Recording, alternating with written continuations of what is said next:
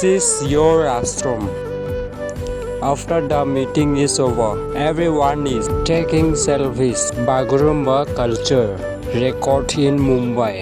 We welcome them with traditional arunai.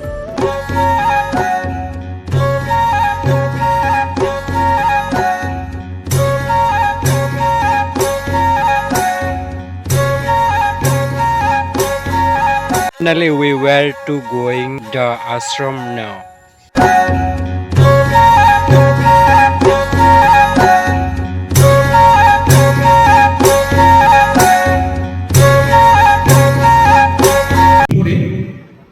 उननि मोननैया दैखौ खला दा दैखौ खलाया बिनि थाखायनो गौरब आरो बे जिनिसखौ जों बर'नि मोनफ्रोम आफाद मोनफ्रोम साफ्रोम सान्थौगिरिफ्रा साननांगोन आरोखि दैखौ खलाया माबायदि जेराव हारिमुनि दामनाय देनाय मोसानाय मुसुरनाय बेबायदि सुबुंफोरनि जोबनो गैयै मोनसे जायगा जायखौ लानानै सारा बुहुमनि बर'फ्रानो गौरब खालामो आरो मोनसे बाथ्रा आङो गोसोआव जोबोद गोजोननाय मोनो गार्डेन अफ बर' कालचार दैखौ खोलाखौ गार्डेन अफ बर' कालचार आरो बे मोन्थोरजोंनो दैखौ खोलाया आवगायनो हायो होननानै सानो बड'फा उपेन्द्रनाथ ब्रह्मआ 1987 गार्डेन अफ बर' कालचार होननानै दैखौ खोलाखौ मुं दोनदों दा बेफोरबायदि मन्त्रखौ जोङो गोसोखांनानै 15 सुबुं जाय बिथांमोनहा बर' हारिमुनि थाखाय खामानि मावलांदों बिथांमोनखौ जोङो बरायनो लादों दा गिबियावनो आंनि बिबुंथिनि गेजेरजों आं बरायगोन जोंनि अस्ताद कामिनी कुमार नार्जारी बयबो मिथिगौ वांगाराम खाख्लारि सैलेन खाख्लारि सुजुमा दैमारि कानन दैमारि जनाथि दैमारि बिनापानि दैमारि अनिता बसुमतारी नकुल दैमारि कबिन दैमारि सायामणि दैमारि रफेला दैमारि मिनति खाख्लारि रुक्मिणी खाख्लारि रमिला दैमारि गासै साबा बिथांमोनखौ जोङो बरायबाय दा बे मोनसे थेलेबलेब जे आफाद बे थेलेबलेब आफादनि गेजेरजों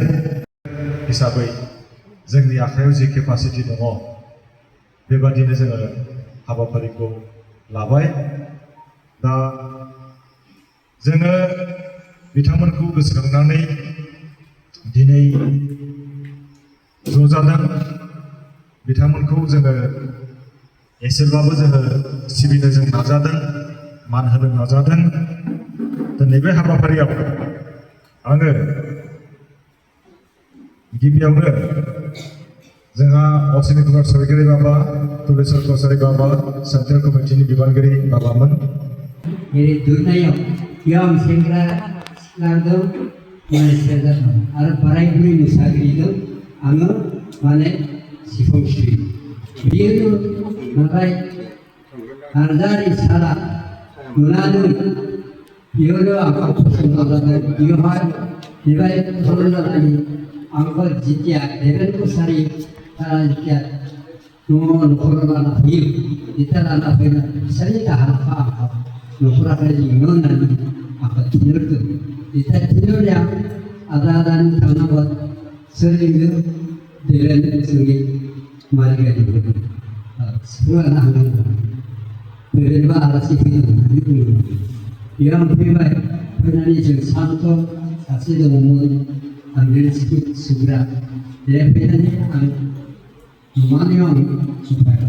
दाना देबेन कसारी होनबाय जे नोंनि जि मानसिखौ नांगौ बे मानसिया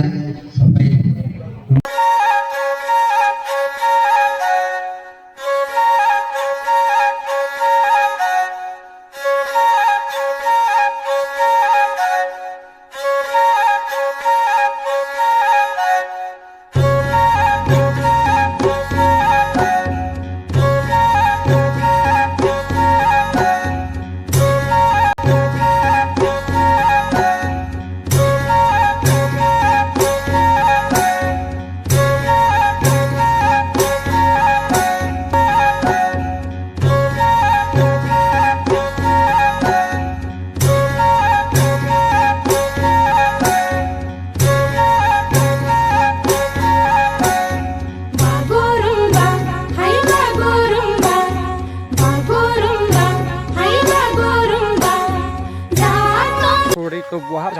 एंड ब्लॉग वीडियो वगैरह कुछ बनाने के लिए नहीं